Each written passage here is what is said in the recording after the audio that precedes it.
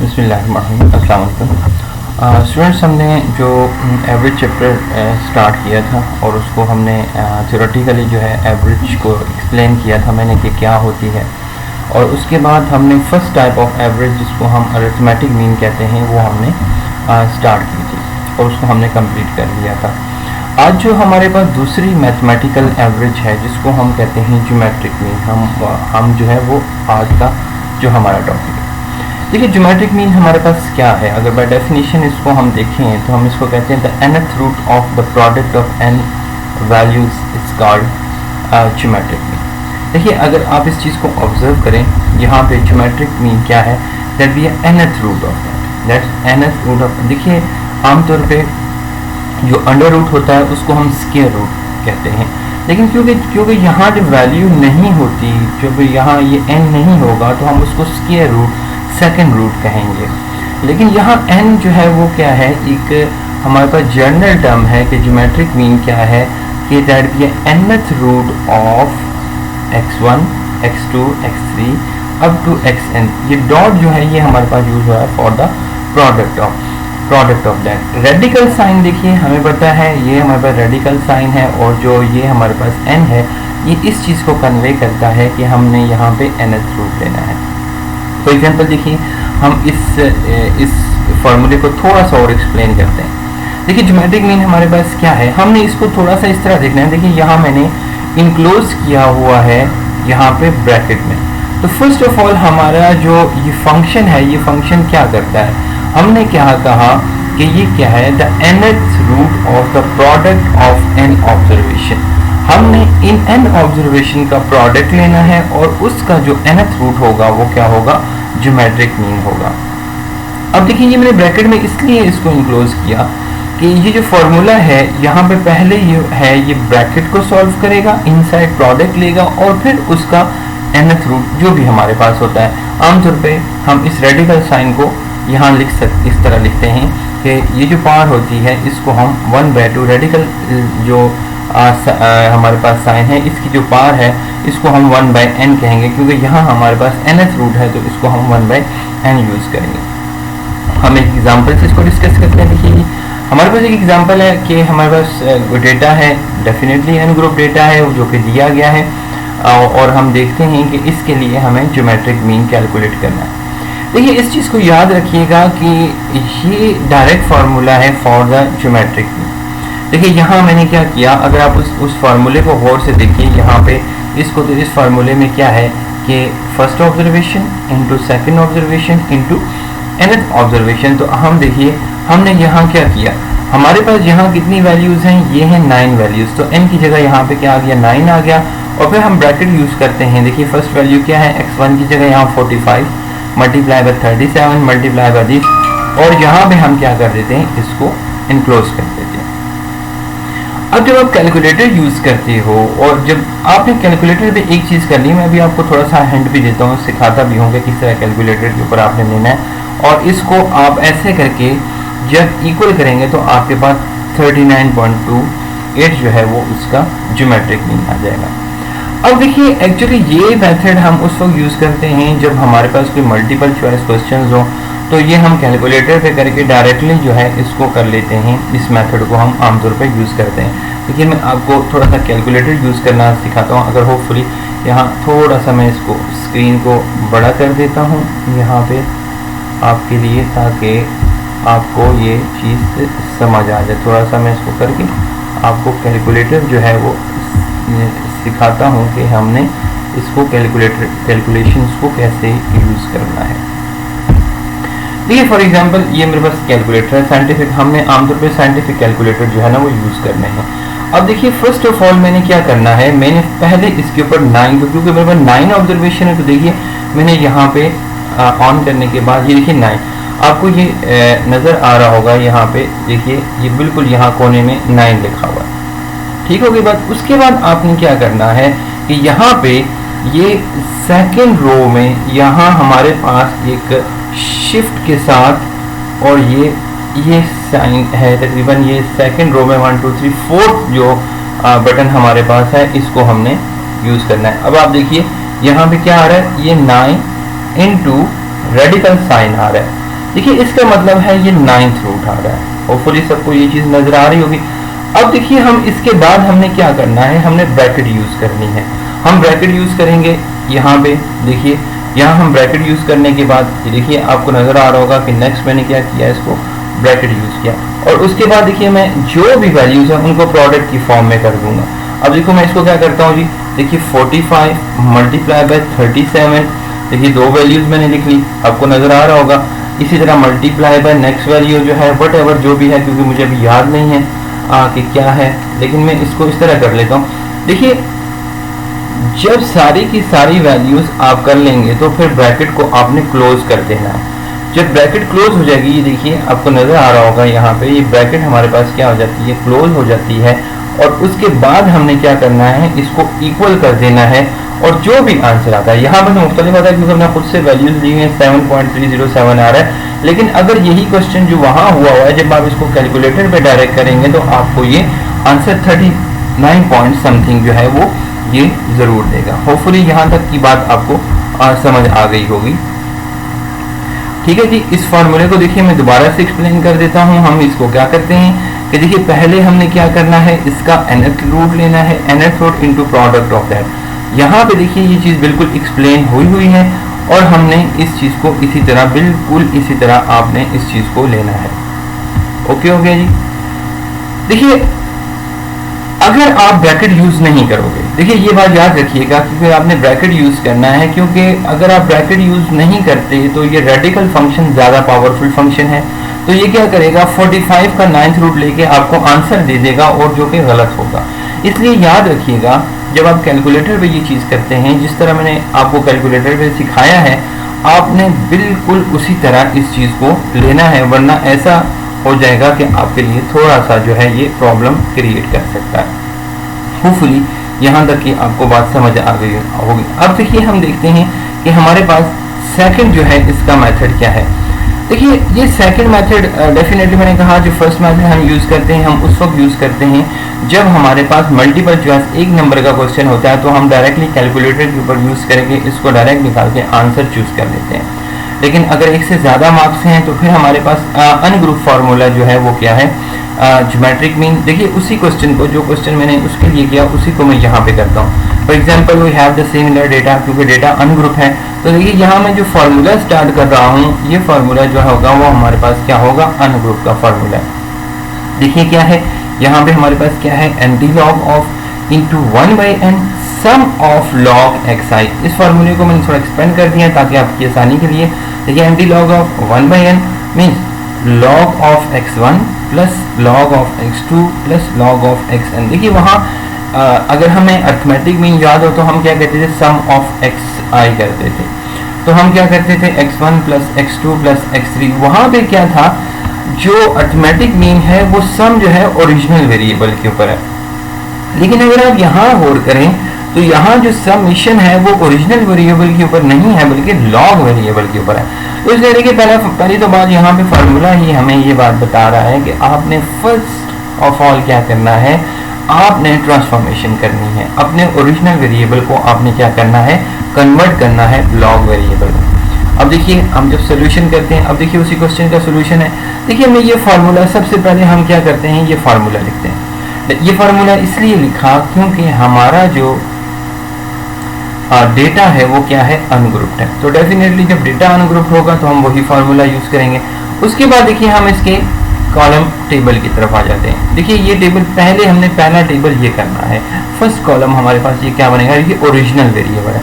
अगर आपको मैं ऊपर ले जाऊँ, देखिए ये हमारा क्वेश्चन था, इसमें वट एवर की जो भी वेरिएबल है, मार्क्स हैं, हाइट्स हैं, वेट्स हैं, वट एवर जो भी है। देखिए पहला कॉलम आपका, जैसे हमने देखिए अर्थमेटिक मीन में हमारे पास ओरिजिनल वेरिएबल था, हमने जो टेबल बनाया था उसमें सिर्फ xi बनाया था। अब देखिए सेकंड कॉलम हमने यहाँ पे log ऑफ x ले रहे हैं। अब हम क्या करते हैं, log ऑफ xi का मतलब है कि जैसे 45 है तो हमने log 45 जो है वो हमने यहाँ पे लेना है। मैं आपको थोड़ा सा कैलकुलेटर के ऊपर फिर इस चीज़ को समझाना चाहूँगा। देखिए एक चीज़ तो आपने ये करनी है, ये देखिए जब हमने इसकी ट्रांसफॉर्मेशन करनी है, जैसे हमारे पास 45 का ओरिजिनल वेरिएबल है, इसको हमने कन्वर्ट करना है लॉग में। सो देखिए हमारे पास आपके पास ये कैलकुलेटर है और कैलकुलेटर में लॉग फंक्शंस जो हैं वो मौजूद है। देखिए हम पहले क्या प्रेस करेंगे, लॉग प्रेस करेंगे। आप देख रहे होंगे कि बिल्कुल यहाँ पे लॉग लिखा हुआ जो है वो क्या आ रहा है, लॉग लिखा हुआ आ रहा है।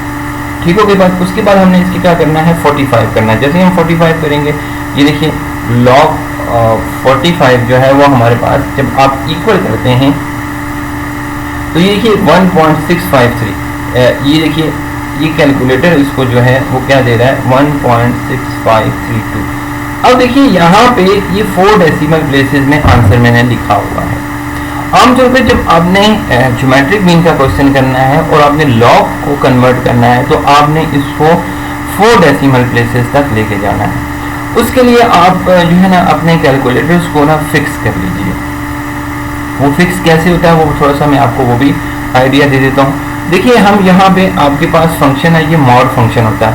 ये मॉड फंक्शन को आप 3 दफ़ा प्रेस करेंगे तो ये देखिए इसकी स्क्रीन पे आपको लिखा हुआ था, देखिए पहले ही बिल्कुल फ्रंट पे फिक्स FIX के लिए 1 हुआ है। तो आप जब 1 प्रेस करते हो तो देखिए इसकी स्क्रीन पे ऐसा कुछ आ रहा है कि फिक्स क्या कहता है, कहाँ से 0 to 9। अब ये कह रहा है कि आपने 0 to 9 कहाँ फिक्स करना है, तो हम जब 4 को प्रेस कर देंगे तो अब देखिए आपका कैलकुलेटर यहाँ पे 0.00040 zeros में आ गया है। देखिए आपको ये नज़र आ रहा होगा। ठीक हो गई बात। यहाँ पे देखिए इसका मतलब है अब आपका कैलकुलेटर 4 डेसिमल पे फिक्स हो गया। अब जब भी आप लॉग लोगे तो जो भी आंसर आपके कैलकुलेटर देगा आपने उसको ले लेना है। देखिए अब मैं लॉग 37 करता हूँ। देखिए लॉग 37 ये देखिए अब जब देखिए यहाँ पे ये log 37 आपके सामने लिखा हुआ आ रहा है। जैसे ही अब मैं इसको इक्वल करूँगा तो ये इक्वल करता हूँ तो ये देखिए क्या आता है 1.5682। ठीक हो गई बात। मैंने ये देखिए सेकंड ऑब्जर्वेशन जो है वो मैंने यहाँ पे लिख ली कि मेरे पास क्या आ रही है 1.562 जो है वो मेरे पास यहाँ पे आ गई।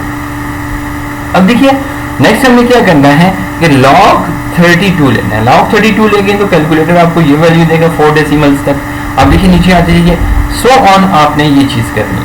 जब आप लास्ट वैल्यू का log मीन्स 36 का log ले लेंगे उसको यहाँ पे नोट कर देंगे। अब देखिए हम फार्मूले की तरफ आते हैं। देखिए इस फार्मूले में यहाँ पे क्या है, ये क्या है, सम ऑफ log x। हमने log x क्यों फाइंड आउट किया, क्योंकि फार्मूला कहता है कि आपको जो सम चाहिए वो log x चाहिए, x नहीं चाहिए, ओरिजिनल वेरिएबल का सम नहीं चाहिए बल्कि log x का सम चाहिए। सो हमने एक कॉलम बना लिया जिसको हमने log x का नाम दे दिया। अब क्योंकि सम है तो जब हम इसको सम करते हैं तो देखिए हमारे पास इन वैल्यूज़ को हम समीशन जब करेंगे तो जो 14.3541 आता है इसको आपने 4 डेसिमल प्लेसेस तक लाजमी याद रखिएगा, ये करिएगा। अब देखिए अब उस फार्मूले में हम सब्स्टिट्यूशन करते हैं। देखिए हमारे पास टोटल ऑब्जर्वेशन कितनी थी, 9 थी। फार्मूले को देखिए तो 1/n था तो 1/n की जगह हमने क्या कर दिया, 9 कर दिया। उसके बाद हमने सम ऑफ log x की वैल्यू सब्स्टिट्यूट कर दी, उसको डिवाइड किया तो देखिए हमारे पास 1.5949 आ रहा है। अच्छा यहाँ बड़ी इंपॉर्टेंट बात एक समझाना चाहूँगा। बाद दफ़ा स्टूडेंट क्या करते हैं कि यहाँ पे ही क्वेश्चन को ख़त्म कर देते हैं, एंटी लॉग नहीं करते। उसका सबसे बड़ा नुकसान होता है कि आपके क्वेश्चन में जो आखिरी लास्ट मार्क्स था वो मिस हो जाता है। देखिए इस बात को मैंने उस दिन जब अर्थमेटिक मीन भी किया था तो मैंने आपको एक चीज़ समझाई थी कि जब आपके पास कोई भी एवरेज आती है तो उस एवरेज को अगर आप देखें तो वो जो हमारे पास गिवन डेटा होता है ना उस डेटा के इनसाइड लाजमी होगी। मीन जो आप मिनिमम और मैक्सिमम वैल्यूज़ कर लें तो उसके अंदर ज़रूर होगी ओरिजिनल वेरिएबल के। अब देखिए अगर आप यहाँ पे एंटी लॉग लिखना भूल गए और देखते हैं कि आपने आंसर कर दिया 1.594 तो आप इसको जो है ओरिजिनल वेरिएबल में चेक करेंगे। देखिए ओरिजिनल वेरिएबल में अगर देखते हैं तो मिनिमम वैल्यू 32 और मैक्सिमम 48 है तो ये 1 पॉइंट जो आपके पास आंसर आ रहा है वो इसमें मौजूद ही नहीं है। इसलिए ये हमें वेरीफाई भी करना होता है कि क्या एवरेज विद इन रेंज आ भी रही है या नहीं आ रही। सो हमारे पास देखिए हम याद रखिएगा ये स्टेप आपने इसी तरह करना है। जब ये हमारे पास आ जाए तो फिर हमने इस वैल्यू का क्या करना होता है, एंटी लॉग लेना होता है। डेफिनेटली ये चीज़ मैं आपको समझा देता हूँ। देखिए जब आप दो तरीके हैं, या तो आप देखिए 14.3541 डिवाइडेड बाय 9 करते हैं तो जो कैलकुलेटर है 1 पॉइंट, ये कैलकुलेटर देखिए आपको ये आंसर देगा। ठीक है, ये आंसर क्या आ रहा है जी 1.54949। ठीक होगी बात, वही आ रहा है ना हमारे पास। तो अब देखिए, अब या तो आपने एक तो ये चीज़ है, ये क्योंकि डिवाइड करके कैलकुलेटर की ऑलरेडी स्क्रीन पे है।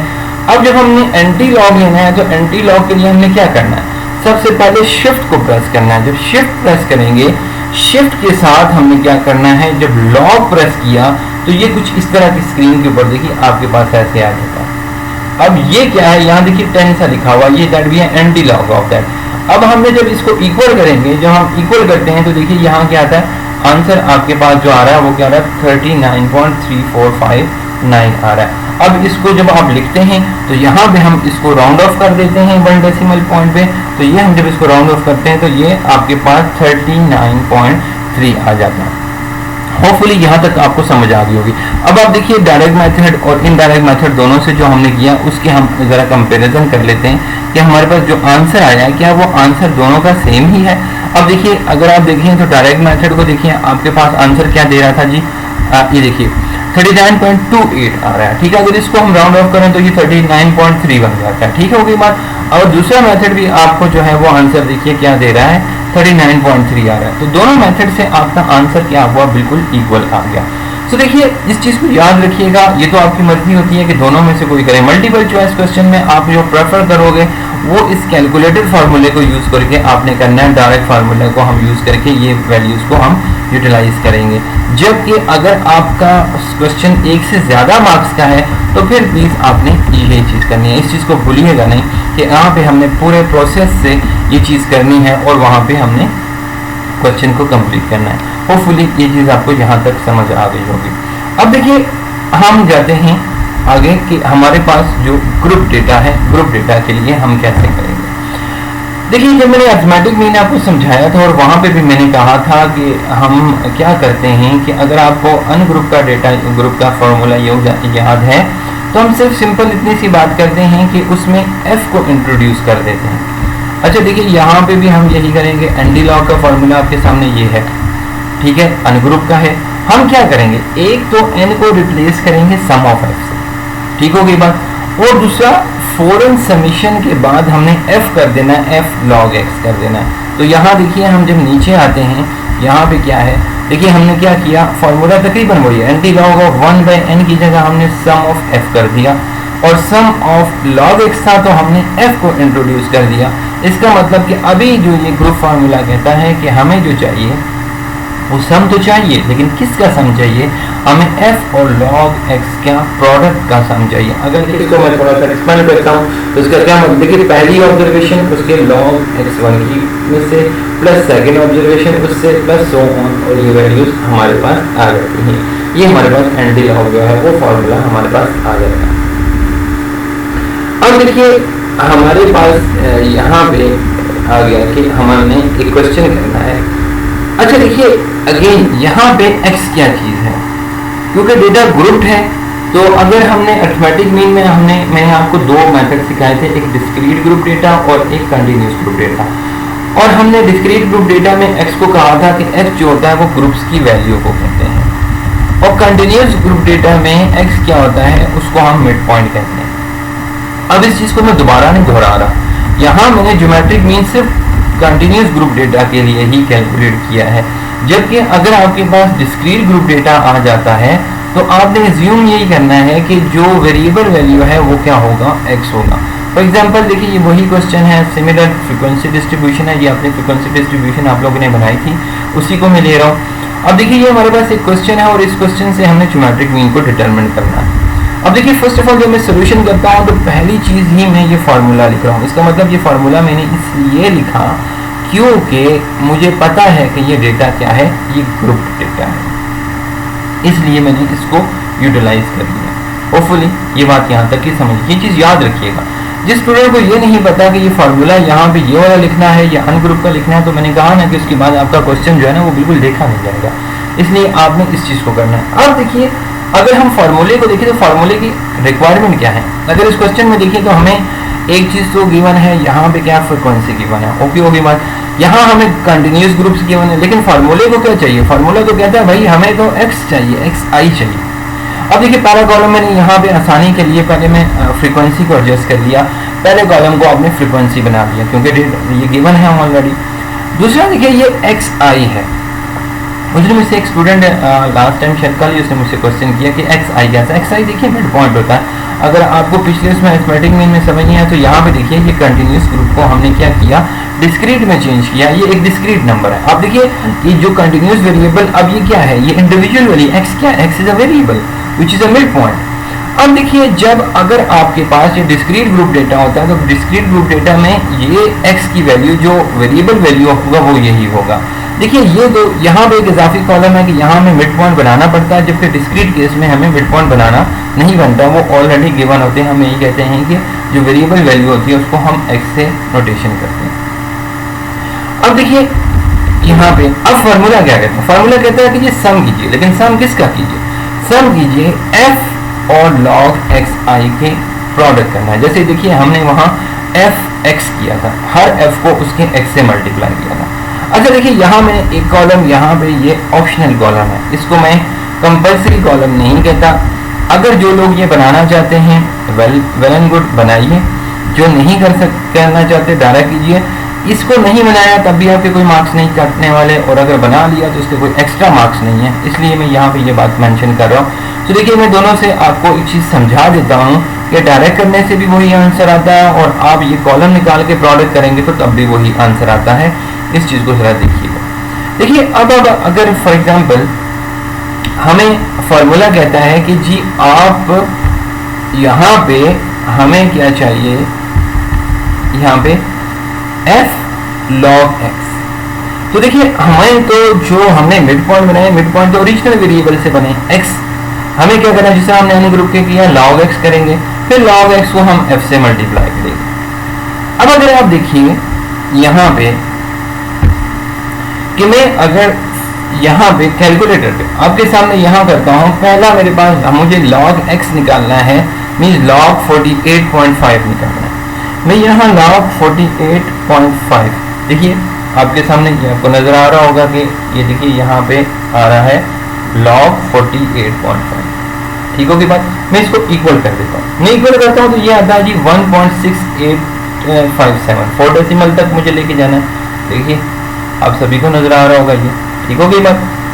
अब देखिए ये मैंने लिख लिया, पहले वैल्यूज के सामने मैंने यहाँ पे ये वैल्यू जो है वो लिख ली, यहाँ भी ये वैल्यू लिख ली, ठीक है। और उसके बाद मैं क्या करता हूँ, इसको अब नेक्स्ट में क्या करता हूँ कि मुझे ये जो कॉलम चाहिए वो कॉलम क्या है, मुझे f और log x चाहिए। 1.6857 को मैं किससे मल्टीप्लाई करूंगा, 3 से मल्टीप्लाई करूंगा। अब देखिए जब मैं मल्टीप्लाई बाय 3 करता हूं, यहाँ पे देखिए मैं आपको कैलकुलेटर पे दिखा भी देता हूँ मैंने क्या किया। देखिए जो मेरे पास आंसर आया था 1.687, उसको देखिए ऊपर आंसर मल्टीप्लाई बाय 3। ठीक हो गई बात। जब मैं इस आंसर को मल्टीप्लाई बाय 3 करता हूँ तो मेरे पास जो आंसर आता है वो आता है 5.0572, जो कि वहाँ आता है। मैं आपको कैलकुलेटर पे भी दिखा देता हूँ कि आपके पास देखिए बिल्कुल वही आंसर मेरे पास जो वहाँ पे है 5.0572 आ रहा है। ओके, होपफुली ये बात यहाँ तक कि समझ आ गई। हम क्या करते हैं, मैं इसको फिर रिपीट कर देता हूँ कि अगर आप ये करना चाहते हैं कि पहले देखिए log 48.5 लिया तो ये आंसर आ गया, इस आंसर को आपने 3 से मल्टीप्लाई किया तो आपके पास आ गया 5.0572 आ। ठीक हो गई बात। इसी तरह फिर आप क्या करेंगे, log 56.5 लेके यहाँ लिखेंगे, फिर मल्टीप्लाई बाय 11 करेंगे तो ये कॉलम आएगा। लेकिन मैंने यहाँ भी इस कॉलम को आपके लिए कंपल्सरी किया है कि ऑप्शनल किया है कि आप अगर करना चाहते हैं तो ज़रूर करिए, लेकिन मैं आपको ये चीज़ यहाँ पे डायरेक्ट भी समझाता हूँ कि क्या है। अब देखिए ये फार्मूला क्या कहता है, अगर इस कॉलम को हम देखते हैं कि ये कॉलम हमारे पास क्या कहता है, ये कॉलम कहता है f log x। f का मतलब क्या है, हम इसको क्या करेंगे 3 log 45.5। देखिए मैं कैलकुलेटर पे आपके सामने इसी तरह करता हूँ। देखिए अभी अगर आप देखें तो कैलकुलेटर पे कुछ भी नहीं, ऐसा ही है ना। देखिए मैं क्या करूँगा, मैं पहले लिखूँगा 3। देखिए आप देख लीजिए, आपको 3 दिख रहा होगा। ठीक होगी बात। उसके बाद मैंने log को प्रेस किया, देखिए अब ये क्या हो गया 3 log आ गया। ठीक हो गई बात। उसके बाद मुझे क्या करना है, आगे मुझे 48.5 48.5। अब देखिए आपको कैलकुलेटर पे ये चीज़ नज़र आ रही है। देखिए आपने एक साइंटिफिक कैलकुलेटर यूज़ करने हैं। साइंटिफिक कैलकुलेटर का हमारे पास फ़ायदा यही होता है। ये क्या हो गया 3 log 48.5। अब देखिए ये कॉलम आपको डायरेक्ट मिलेगा। अब जब मैं इक्वल करता हूँ, देखिए इक्वल करता हूँ तो मेरे पास आता है 5.0। देखिए वही आंसर आता है। देखिए बिल्कुल वैसा ही है, वही आंसर आता है जो मुझे पहले लॉग को निकाल के और फिर मुझे उससे, देखिए मैं ये निकालता हूँ, ये निकाल के फिर 3 से मल्टीप्लाई करता हूँ तब भी वही है। मैं 3 log 48.5 करता हूँ तब भी आंसर वही आता है। इसलिए ये जो कॉलम मैंने निकाला है ये मैंने डायरेक्ट निकाला है। और मैं आपको भी सजेस्ट करूंगा कि आप इसको डायरेक्ट कीजिए, ताकि आपके पास, देखिए जब आप एग्जाम में अपीयर होते आप एक कॉलम पहले ये बनाएंगे पूरे का पूरा और फिर उसको प्रोडक्ट लेंगे हर ऑब्जर्वेशन का, पहले 3 से, फिर यहाँ जो आंसर है उसका 11 से लेके लिखेंगे, तो डेफिनेटली 4 से 5 मिनट तो आपके इजाफी ज़रूर होंगे। इसे साइंटिफिक कैलकुलेटर है, इसका डेफिनेटली आपको फ़ायदा है, तो आप इसको प्रेफर कीजिए कि आप इसको डबल डिस्प्ले कैलकुलेटर्स हैं ये यूज़ करिए, तो डायरेक्ट आपको ये वैल्यूज़ मिल जाएंगे। होपफुली ये बात आपको समझ आ गई होगी। देखिए यहाँ पे हमने क्या किया, f log of x आ गया, लेकिन हमारा फार्मूला क्या कहता है, फार्मूला कहता है भाई नहीं, हमें तो क्या चाहिए, हमें तो इसका सम चाहिए। किसका सम चाहिए, f multiply by log x का हमें सम चाहिए। तो अब देखिए हम क्या करते हैं, इन वैल्यूज़ को सम अप करते हैं, तो सम ऑफ वैल्यूज़ जो आती हैं वो आपके पास क्या आती है 91.23। देखिए मैं 4 डेसिमल तक लिख रहा हूँ उसको, ठीक है। लॉग के क्वेश्चन जितने भी होंगे उनको 4 डेसिमल प्लेसेस तक आपने ज़रूर लेके जाना है। अब देखिए वैल्यूज़ को सब्स्टिट्यूट करते हैं। देखिए फार्मूला क्या है जी, सम ऑफ f log x और 1/f। 1/f की जगह देखिए 1 divide by f, sum of f हमारे पास कितना है 50 है, वो हमने सब्स्टिट्यूट कर दिया, डिवाइड करते हैं एंटी लॉग। अगेन बिल्कुल सिमिलर वही स्टेप है, जब आपके पास आंसर आ जाता है तो उसका एंटी लॉग लीजिए, तो 66.7 आपके पास जो है वो आंसर आ जाएगा। होपफुली आपको यहाँ तक की समझ आ गई होगी। ये हमारा ज्योमेट्रिक मीन फॉर अनग्रुप हमने किया और ग्रुप के लिए हमने डिस्कस किया कि हमारे पास यहाँ पे ये 2 मेथड्स जो हैं वो आ गए। होपफुली ये बात आपको अच्छी तरह अंडरस्टैंड हो गई। अब देखिए नेक्स्ट जो हमारी एवरेज है वो है harmonic mean. Harmonic mean actually क्या है, हमारे पास अगर बाय डेफिनेशन देखें कि हार्मोनिक मीन क्या है, the reciprocal of arithmetic mean of reciprocal of values. देखिए आमतौर पे अरिथमेटिक मीन क्या होता है, सम ऑफ x बाय n होता है। देखिए सम ऑफ x बाय n को अगर आप रेसिप्रोकल करेंगे तो क्या होगा, n by sum of x, ठीक है। लेकिन यहाँ पे बात ये कहता है the reciprocal of arithmetic mean, definitely arithmetic mean क्या होगा n by sum of x, लेकिन साथ ही कहता है reciprocal of its values. So देखिए वहाँ सम ऑफ x होता है, यहाँ क्या 1 बाय x होता है। ये आपके पास बाय डेफिनेशन ये आपके पास क्या आ रहा है, ये यहाँ पे हार्मोनिक मीन का formula for the ungroup data. अब देखिए फॉर एग्जांपल हमारे पास एग्जांपल है, वही आपके पास डेटा है, अनग्रुप डेटा है, और डेफिनेटली जब हम इसको हम कर रहे हैं तो हमारे पास हमने सबसे पहले सॉल्यूशन के बाद ये फार्मूला क्यों लिख रहा हूँ मैं, इसलिए लिख रहा हूँ क्योंकि मुझे पता है कि ये जो है अनग्रुप डेटा है, इसलिए ये फार्मूला जो है वो क्या है, अनग्रुप का है। अगेन देखिए कोई नई चीज़ नहीं है। हम यहाँ देख लीजिए पहला कॉलम आपने ओरिजिनल वेरिएबल x का आपके पास आ गया है, हमने वो लिख लिया जो वैल्यूज़ हैं।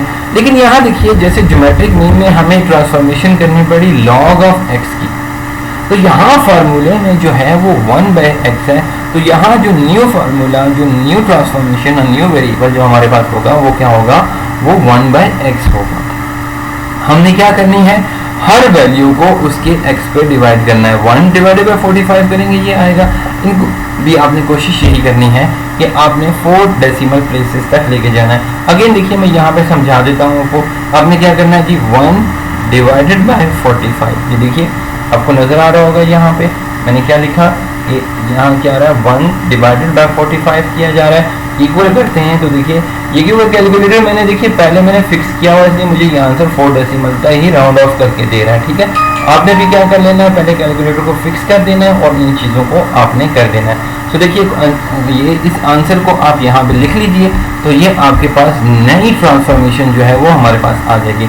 इसी तरह सेकंड ऑब्जर्वेशन क्या है, 37 है, तो 1/37 का जो कैलकुलेटर आंसर देता है, 1/32 का जो भी देता है। अब देखिए हमारे पास अगेन यहाँ पे क्या है, हमें क्या चाहिए, n divided by 1 by sum of x, sorry sum of 1 by x। So देखिए हमने पहले ये वेरिएबल निकाला और फिर उन वैल्यूज को हमने क्या किया, सम अप किया। अब देखिए फार्मूले में n की जगह क्या आ जाएगा, 9 ऑब्जर्वेशन है, 9 आ गया, और सम ऑफ 1 बाय x कितना आता है, 0.237। जब हम इसको करते हैं तो हमारे पास आंसर क्या आता है, 39.012 हमारे पास जो है वो क्या है, वो इस चीज़ का हमारे पास आंसर आता है। होपफुली ये बात आपको समझ आ गई होगी। देखिए मैं एक ही डेटा ले रहा हूँ जिससे मैंने अरिथमेटिक मीन भी निकाला, ज्योमेट्रिक मीन भी निकाला और हार्मोनिक मीन भी निकाला अनग्रुप डेटा के लिए। अब मैं आ जाता हूँ ग्रुप डेटा के लिए। अब देखिए ग्रुप डेटा के लिए मेरे पास फार्मूला क्या है, देखिए बिल्कुल सिमिलर, थोड़ी सी चेंजेस हमें करनी पड़ेंगी। क्या करनी पड़ेगी, एक तो n को रिप्लेस किया हमने, यहाँ पे देखिए n क्या होगा, सम ऑफ f से रिप्लेस हो गया। दूसरा हमने क्या करना है, देखिए वहाँ पे उस सम के बाद f आता है, तो देखिए f इंटू 1 बाई एक्स है, तो ये f बाई एक्स की फॉर्म में आ जाएगा सम ऑफ। अगर इस फार्मूले को हम देखें तो हम क्या करते हैं, देखिए पहले क्या है, अगर इसको करें तो f1 f2 plus f3 fn, और अगर डिनोमिनेटर को करें तो फर्स्ट ऑब्जर्वेशन, पहली observation divided by its first observation, second frequency divided by second value of variable, third frequency with third value of variable और mid point and so on हमने यहाँ पे कर लिया। अब देखिए हमारे पास वही क्वेश्चन, मैं सिमिलर वही फ्रीक्वेंसी डिस्ट्रीब्यूशन दे रहा हूँ, वही क्वेश्चन जो आपके पास ऑलरेडी जो आपका यहाँ लिखे, for example data given in frequency distribution, जो कि मैंने ज्योमेट्रिक मीन के लिए यहाँ लिया था, वही चीज़ दे रहा हूँ। इसी क्वेश्चन को मैंने यहाँ पे ले लिया क्योंकि ये हमने आपने फ्रीक्वेंसी डिस्ट्रीब्यूशन बनाई थी, याद हो आपको, तो ये वही क्वेश्चन है, उसी को मैं लेके चल रहा हूँ। अच्छा देखिए अब यहाँ पे अगर हम आ जाते हैं तो देखिए ये फार्मूला मैंने क्यों लिखा, ये फार्मूला मैं सोल्यूशन के लिए क्यों लिख रहा हूँ कि मुझे पता है कि जो मैंने जहाँ जो डेटा है वो मेरा डेटा क्या ग्रुप्ड है, इसलिए मैंने ये फार्मूला लिख दिया। अब देखिए मुझे यहाँ जो गिवन चीज़ें हैं वो क्वेश्चन में एक तो f गिवन है, ठीक है, वो मैंने कर दिया, लेकिन डेटा मेरा यहाँ पे क्या है, वो आप अगर देखेंगे तो कंटिन्यूस है, ठीक होगी बात। देखिए x जो भी है, x अगर कंटिन्यूस ग्रुप डेटा है तो x हमारा क्या होगा, मिड पॉइंट होगा, तो हम पहले मिड पॉइंट निकालते हैं। लेकिन अगर डिस्क्रीट ग्रुप डेटा होता तो डेफिनेटली वो ग्रुप्स जो होते हैं वो हमारा क्या होता, x होता। सो हम देखिए उस क्वेश्चन को यहाँ से ही लेते हैं, ये यहाँ पे आ जाएंगे। देखिए पहला कॉलम डेफिनेटली f का मैंने इसलिए लिया है कि f आपको क्वेश्चन में गिवन है। उसके बाद ये x जो है ये मिड पॉइंट हमने फाइंड आउट किया है, ठीक है, मिड पॉइंट आपको फाइंड आउट करना आता है, मिड पॉइंट कैसे निकलते हैं, इसलिए मैं इसको एक्सप्लेन नहीं कर रहा। देखिए थर्ड कॉलम मेरे पास कैसे बनता है, मुझे एक्चुअली यहाँ पे क्या चाहिए, सम चाहिए, किसका, fi डिवाइडेड बाय xi का। हम क्या करते हैं, देखिए ये कॉलम बनाया, अब ये जो पहली वैल्यू है ये वैल्यू कैसे आती है, देखिए पहली वैल्यू मेरे पास यहाँ पे क्या है, वो है फ्रीक्वेंसी की। फ्रीक्वेंसी मेरे पास क्या है, देखिए अगेन कैलकुलेटर पे मैं वही करता हूँ, पहले मेरे पास क्या है 3 है, 3, उसके बाद मैं डिवाइड यूज़ करूँगा और क्या करूँगा 48.5। तो आप लोग देखिए यहाँ पे आप सभी को ये डिस्प्ले नज़र आ रहा होगा, मैंने क्या किया 3 डिवाइडेड बाय 48.5। जब मैं इसको इक्वल करता हूँ तो 4 डेसिमल प्लेसेस तक है, तो देखिए आंसर मेरे पास ये आता है और उसको मैं नोट डाउन कर देता हूँ, ठीक हो गई बात। इसी तरह सेकेंड ऑब्जर्वेशन आप कैसे करोगे, सेकेंड ऑब्जर्वेशन आपके पास आएगी कि आपने 11 को जो है वो डिवाइड करना है 56.5 के ऊपर, तो आपके पास 0.145। इसी तरह 16 को आपने 64 पॉइंट के ऊपर करना है, तो ये चीज़ें आपके पास आ जाएंगी। अब देखिए बाय फार्मूला, देखिए फार्मूला मुझे क्या कहता है, तो मुझे सम ऑफ f चाहिए, तो डेफिनेटली सम ऑफ f मेरे पास कितना है, वो सम ऑफ फ्रीक्वेंसी कितनी है 50 है, और डिनोमिनेटर मेरे पास क्या है, सम ऑफ f बाय x। तो मैं जब सम ऑफ f बाय x करता हूँ तो वो मेरे पास ये समीशन आती है जो कि 0.7588 है। जब इसको डिवाइड करेंगे तो आपके पास ये आंसर जो है वो आ जाएगा। होपफुली यहाँ तक आपको समझ आ गई होगी। देखिए मैंने एक ही डेटा लिया, ग्रुप के लिए भी और अनग्रुप के लिए भी, और तीनों से हमने इसको कैलकुलेट किया। अब यहाँ पे एक क्वांटिटी आपको समझाना चाहूँगा। देखिए ये हमारे पास एक रिजल्ट एग्जिस्ट करता है, वी हैव दैट रिजल्ट। अगर एक ही डेटा हम ले लें और उससे हम इन तीन क्वांटिटीज को कैलकुलेट करें, जैसा कि मैंने किया, मैंने देखिए एक ही डेटा लिया और उससे अरिथमेटिक मीन भी निकाला, ज्योमेट्रिक भी निकाला और हार्मोनिक भी निकाला। जैसे मैं आपको दिखा दूं, क्योंकि अरिथमेटिक मीन तो पिछला लेक्चर था, देखिए असल में जो मेरा अनग्रुप डेटा था वो डेटा कौन सा था, यहाँ पे ये वैल्यूज थी, ये जो वैल्यूज है ना, ये वैल्यूज मैंने 45, 37, 32 इसके लिए अर्थमेटिक मीन भी निकाला, उसका आंसर जो आया था आपने पिछले किया। आज मैंने क्या किया, यहाँ पे देखिए ज्योमेट्रिक मीन इसी अनग्रुप के लिए निकाला, ठीक हो गई बात, ये आ गया। इसी तरह मैंने जब ग्रुप डेटा लिया था तो अर्थमेटिक मीन के लिए भी यही ग्रुप डेटा लिया और मैंने आज ज्योमेट्रिक मीन उससे निकाला। इसी तरह देखिए हम जब यहाँ पे आ जाते हैं हार्मोनिक मीन, और हार्मोनिक मीन भी हमने क्या किया, हार्मोनिक मीन भी हमने इसी तरह उसी डेटा के लिए हमने यूज़ किया, यहाँ पे आ गए और उसके लिए हमने कैलकुलेट किया। और देखिए डेटा मैंने तीनों क्वेश्चंस के लिए वही किया। देखिए ये हमारे पास रिजल्ट है, आमतौर पर रिजल्ट, ये रिजल्ट क्या कहता है, कहता है अर्थमेटिक किसी भी क्वेश्चन के लिए, किसी एक क्वेश्चन के लिए जब ये तीनों क्वांटिटीज हम निकालेंगे तो रिजल्ट हमारे पास इस पोजीशन में आना चाहिए कि अर्थमेटिक मीन हमेशा ग्रेटर देन होना चाहिए ज्योमेट्रिक मीन से, और ज्योमेट्रिक मीन ग्रेटर देन और इक्वल टू हार्मोन, या तो ये तीनों बिल्कुल इक्वल रिजल्ट देंगे। वो हम कहते हैं कि डेटा जब एक पैटर्न को, सिमेट्री को फॉलो कर रहा था, वो आगे हम इंशाल्लाह डिस्कस करेंगे, तो ये बिल्कुल इक्वल आंसर देते हैं। देखिए हमने अनग्रुप डेटा से जो क्वेश्चन किए मैंने यहाँ डायरेक्ट लिख लिया। देखिए अनग्रुप का जो अर्थमेटिक मीन का आंसर था वो 39.5 आया था, आप चेक कर लीजिएगा जो हमने किया। ज्योमेट्रिक मीन आज हमने किया, क्या किया, 39.28 आया, और हार्मोनिक मीन 39.012।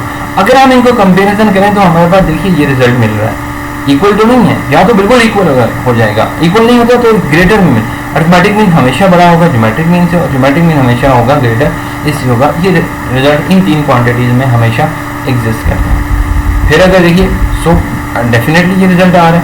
इसके बाद फॉर ग्रुप डेटा देखिए एक ही क्वेश्चन से हमने किया, कितना आता देखिए 67.8 है, 66.78 है और 65.89 है।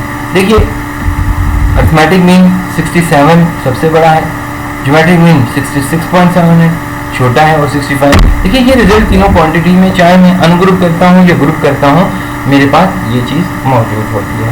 होपफुली यहाँ तक की बात आपको समझ आ गई होगी। देखिए ये तीन मैथमेटिकल एवरेज थी, अर्थमेटिक मीन, ज्योमेट्रिक मीन और हार्मोनिक मीन। देखिए ये बड़े आसान सा लगता है कि मैथमेटिकल कैलकुलेशन को अगर फार्मूला आपको याद होता है तो उसकी रिक्वायरमेंट बनाना बड़ा ही आसान होता है, लेकिन असल प्रॉब्लम जो बनता है वो इन एवरेजेस की अप्रोप्रिएशन सुटेबिलिटी है अकॉर्डिंग टू डेटा और अकॉर्डिंग टू वेरिएबल। ये बड़ी ही इंपॉर्टेंट चीज़ है।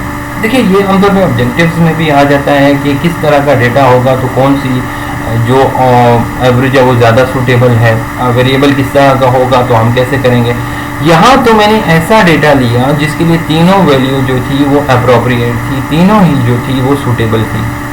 अगर इसमें आपको कोई सी इस क्वेश्चन में एक क्वेश्चन कोई भी दे दिए, एक दिया और फाइंड कहा जाए कि find a suitable average of the following three, तीनों में से कोई सूटेबल करें तो जो दिल करता है आप कर लें, तीनों सूटेबल है जो क्वेश्चन सामने दिए। लेकिन अब हम डिस्कस करते हैं कि अकॉर्डिंग टू डेटा डेफिशिएंसी क्या है इसमें। अकॉर्डिंग टू डेटा देखिए डेटा जो है, देखिए according to data the following average is always calculated for. देखिए फर्स्ट ऑफ ऑल मैंने यहाँ पे एक रेंज, देखिए minus infinity to infinity mean X क्या है, ये एक्स आपका एक वेरिएबल है। हम कहते हैं एक्स कोई भी वेरिएबल, ऐसा वेरिएबल जो नेगेटिव क्वांटिटी और पॉजिटिव क्वांटिटी माइनस इन्फिनिटी से लेके प्लस इन्फिनिटी तक कोई भी ऑब्जर्वेशन आपके पास हो तो अर्थमेटिक मीन हर तरह के क्वांटिटेटिव, अच्छा ये क्वालिटेटिव नहीं है, ये याद रखिएगा। ये जो मैथमेटिकल एवरेज है ये प्योर क्वांटिटेटिव डेटा के लिए है, क्वालिटेटिव डेटा के लिए मैथमेटिकल एवरेजेस। अब देखिए ये बात क्या हो रही है कि हर ऐसा डेटा जिसमें चाहे नेगेटिव वैल्यूज हो, पॉजिटिव वैल्यूज हो, जीरो हो, फिर माइनस इन्फिनिटी से लेके प्लस इन्फिनिटी तक कोई भी वैल्यू हो, तो अर्थमेटिक मीन हर तरह की क्वांटिटेटिव डेटा के लिए कैलकुलेट की जा सकती है। ये इसकी अकॉर्डिंग टू डेटा जो है हमारे पास पहली बात है कि इसकी कोई डेफिशिएंसी नहीं है क्वांटिटेटिव डेटा के लिहाज से। लेकिन जब हम देखते हैं, ये देखिए ये लिखा हुआ है कि ज्योमेट्रिक मीन जब वेरिएबल की value is greater than zero, अगर डेटा में नेगेटिव वैल्यू आ जाती है या जीरो आ जाता है तो ज्योमेट्रिक मीन हम कैलकुलेट नहीं कर सकते। देखिए अगर मैं इस बात को यहाँ पे करता हूँ, थोड़ा सा उसको फार्मूले की तरफ ले जाऊँ, तो आप देखिए कि अगर कोई वैल्यू आपकी ज्योमेट्रिक मीन में जीरो आ जाती है, क्योंकि ज्योमेट्रिक मीन क्या होता है, प्रोडक्ट ऑफ nth वैल्यूज होता है, यही बात हमने की थी। देखिए अगर डेटा में कोई भी वैल्यू जीरो है तो वो जीरो मल्टीप्लाई करके सारी वैल्यू का इम्पैक्ट जीरो कर देगी, और अगर हम लॉग जीरो ले लें तो लॉग जीरो इन्फिनिटी के बराबर होता है। तो इसलिए हम देख लीजिए ये फार्मूला डेफिशिएंसी है। अच्छा ये बात याद रखिएगा, क्योंकि जो फार्मूला ज्योमेट्रिक मीन है वो इस चीज़ को एक्सेप्ट नहीं करता कि डेटा जो है, अगर आपके पास लॉग जीरो ले या कैलकुलेटर पे चेक कर लीजिएगा, लॉग जीरो इन्फिनिटी के बराबर होता है, और इन्फिनिटी में आप जानते हैं कोई चीज़ प्रोडक्ट की जाए, मल्टीप्लाई की जाए, ऐड की जाए, माइनस की जाए, तो वो इनफाइनाइट नंबर ही हमारे पास आता है। इसलिए ज्योमेट्रिक मीन जो है वो सिर्फ और सिर्फ ऐसी ऑब्जर्वेशंस के लिए किया जाता है जो कि पॉजिटिव हो, किसी नेगेटिव वैल्यू के लिए नहीं। और अगर डेटा में ज़ीरो भी शामिल है तो भी ज्योमेट्रिक मीन कैलकुलेट नहीं किया जा सकता। याद रखिए फॉर एग्जांपल अगर एक डेटा आपको कुछ दे दिया जाता है 5 4 3 2 0 और कहा जाता है फाइंड ज्योमेट्रिक मीन, लेकिन क्योंकि देखिए जीरो उसमें मौजूद है तो आपने सिर्फ इतना लिखना है geometric mean does not exist. अगर ये 100 नंबर का क्वेश्चन हुआ तो 100 नंबर आपको दे दिए जाएंगे सिर्फ इस बात के लिहाज से, क्योंकि आपको इस बात का पता है कि डेटा के लिहाज से इसको हम कैलकुलेट नहीं कर सकते। आगे हम देखते हैं कि हार्मोनिक मीन, हार्मोनिक मीन के लिए सुटेबिलिटी क्या है कि जब डेटा में जीरो नहीं होगा तो हम कैलकुलेट कर सकते हैं। अगर जीरो आ जाता है इसका मतलब हार्मोनिक मीन नेगेटिव और पॉजिटिव वैल्यू के लिए तो कैलकुलेट की जा सकती है। फॉर एग्जांपल -2 4 6 अगर ये तीन वैल्यूज हैं और कहा जाता है कि जी हार्मोनिक मीन करें तो कैलकुलेट की जा सकती है। लेकिन अगर -2 0 4 5 आ जाता है तो जीरो आ गया डेटा में, तो जीरो जब डेटा में होगा तो हार्मोनिक मीन नहीं होगा। देखिए ये अकॉर्डिंग टू डेटा है। अर्थमेटिक मीन हर तरह के डेटा के लिए कैलकुलेट हो सकती है। ज्योमेट्रिक मीन ऐसे डेटा के लिए एग्जिस्ट नहीं करती जिसमें जीरो और लेस देन जीरो की वैल्यूज हों, और हार्मोनिक मीन वहाँ नहीं कैलकुलेट हो सकती जहाँ पे जीरो आ जाए। मीन्स यहाँ मैंने उनकी सुटेबिलिटी लिखी है कि कहाँ कैलकुलेट हो सकती है। इस डेटा के लिए कैलकुलेट हो सकती है जहाँ पे इस तरह की वेरिएबल की वैल्यूज हों। होपफुली ये बात आपको अंडरस्टैंड कर गए होंगे। नेक्स्ट देखिए हमारे पास क्या है। अब देखिए ये तो मैंने डेटा के लिहाज से बताया। अब देखिए हमारी ये बड़ी ही इंपॉर्टेंट चीज़ें हैं जो मैं ये डिस्कस कर रहा हूँ, ठीक है। देखिए कैलकुलेट करना बड़ा आसान होता है, इन चीज़ों को बड़ी आसानी से जो है वो कैलकुलेट कर लेते हैं, फॉर्मूला बड़ा आसान होता है। लेकिन इनकी सुटेबिलिटी जो है ना उस चीज़ को करना अकॉर्डिंग टू डेटा, तो मैंने बता दिया कि कौन से डेटा के लिए कौन सा होता है। अब देखिए suitability according to the variable. अगर वेरिएबल के लिहाज से हम देखते हैं तो पहली चीज़ अगर आप देखें कि हम देखते हैं कि जब कंसर्न वेरिएबल जो है एक्सप्रेस होता है परसेंटेजेस में। देखिए अगर आपको दे दिया जाए data in percentage, for example आपको कहा जाता है following are the percentages of 5 students, और आपको कहा जाता है find a suitable average of arithmetic mean, geometric mean, harmonic mean जब वेरिएबल एक्सप्रेस होगा परसेंटेजेस में तो आपकी सुटेबल एवरेज कौन सी है? Geometric mean. वहां हमने ना तो हार्मोनिक मीन निकालना है ना अर्थमेटिक मीन निकालना है। देखिए क्वेश्चन ऐसा आ जाता है for the following percentages find suitable average. वहां नहीं कहा जाएगा अर्थमेटिक मीन निकालो, वहां नहीं कहा जाएगा ज्योमेट्रिक मीन निकालो, वहां नहीं कहा जाएगा हार्मोनिक मीन निकालो, बल्कि ये आपको बाय कंसेप्ट जो है वो इस चीज़ का पता होना चाहिए। हाँ अगर उन परसेंटेजेस के लिए कहा जाता है अर्थमेटिक मीन निकालो तो फिर आपने वो बात माननी है, हार्मोनिक मीन कहा जाएगा तो वो बात माननी है। लेकिन देखिए ये बात याद रखिएगा कि ज्योमेट्रिक मीन पहली बात हम करते हैं कि अगर परसेंटेज में 0% किसी के आ जाते हैं तो डेफिनेटली ज्योमेट्रिक मीन कैलकुलेट हो सकता है, क्योंकि अकॉर्डिंग टू डेटा तो हम ये बात कर चुके हैं। वेरिएबल कौन से वेरिएबल? हाँ अगर जीरो और negative percentages, definitely negative percentage हम आमतौर पे नहीं करते, 0% की बात जो हो रही होती है वो आपके पास ये आ जाती है कि ऐसा एक स्टूडेंट है जो एग्जाम में अपीयर नहीं हुआ तो 0% उसकी आ गई।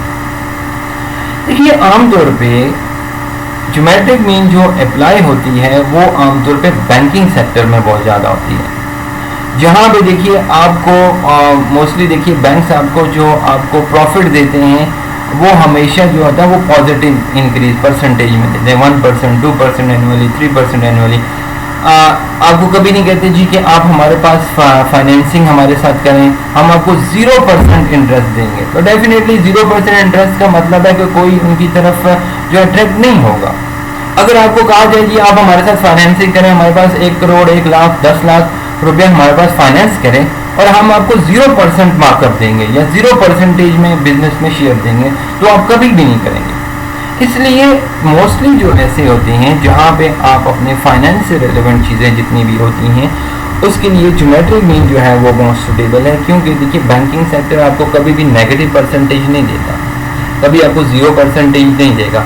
तो ऐसा हो सकता है following are the profit given by a bank to a person for the first year 1%, 3% second year, 2% second year, so find average percentage. तो उसमें जो आपकी सुटेबल एवरेज कौन सी होगी वो ज्योमेट्रिक मीन होगी। होपफुली ये बात आपको यहाँ समझ आ गई होगी।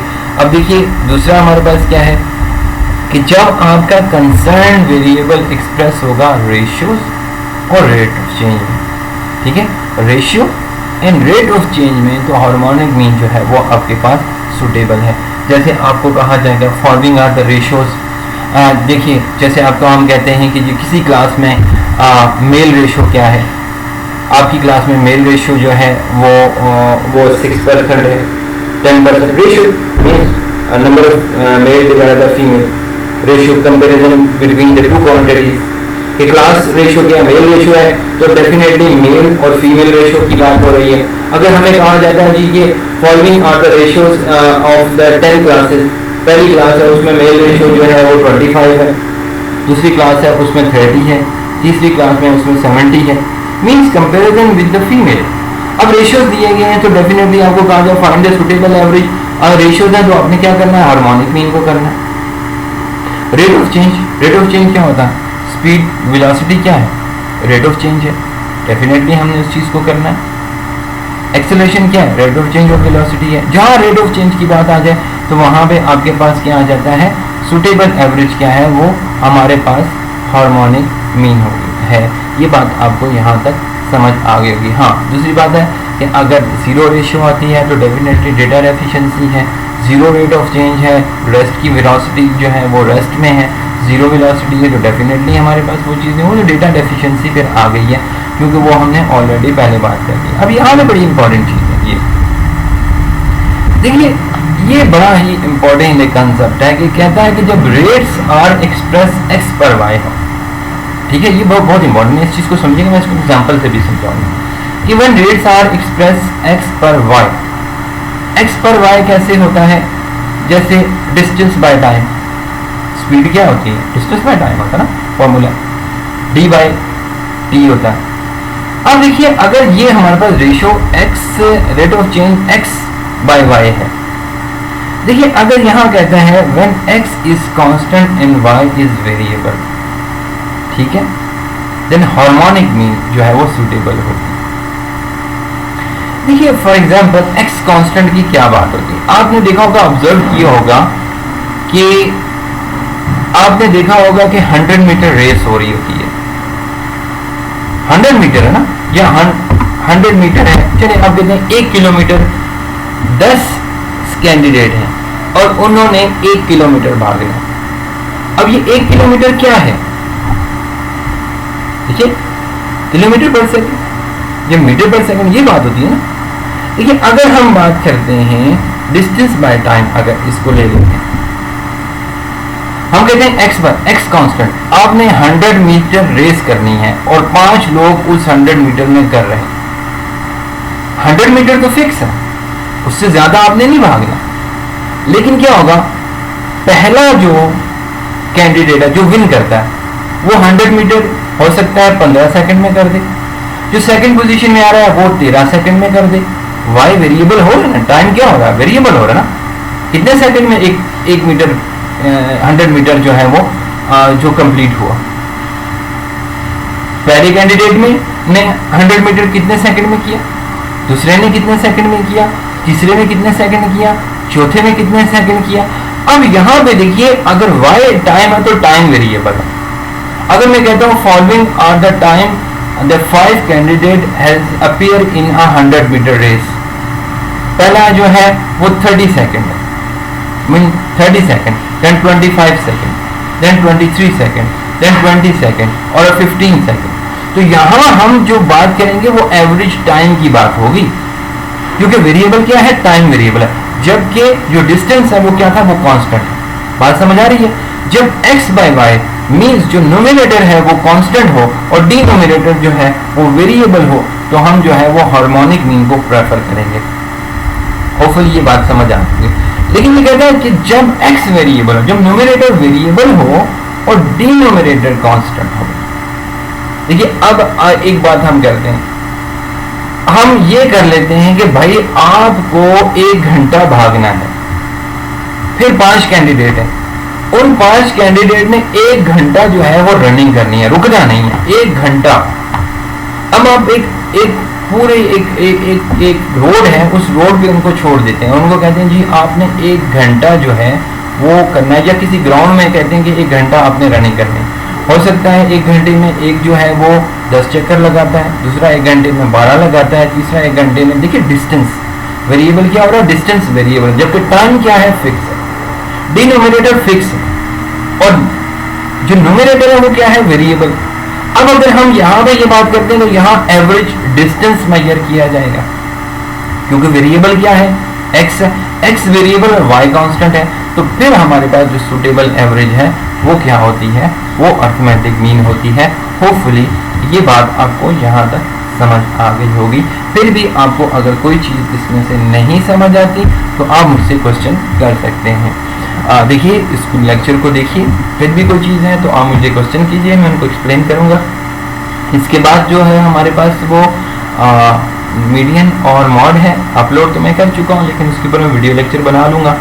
वो भी बहुत इंपॉर्टेंट है, क्योंकि अगर वो चीज़ आपको खासतौर पे मीडियन की समझ आती है तो आपके नेक्स्ट जो टॉपिक है वो क्वार्टाइल, डिसाइल्स एंड परसेंटाइल, वो बड़े आसान हो जाएंगे। तो बड़े कंसंट्रेशन से करिएगा, मैंने अपलोड किए हैं चीज़ें, उनको कोशिश करिए पढ़ने की।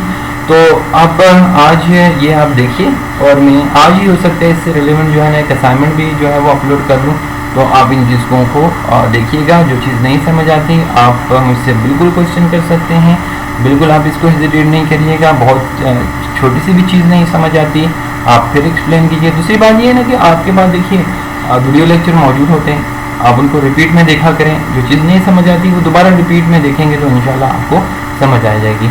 अपना ख्याल रखिएगा। अस्सलामु अलैकुम।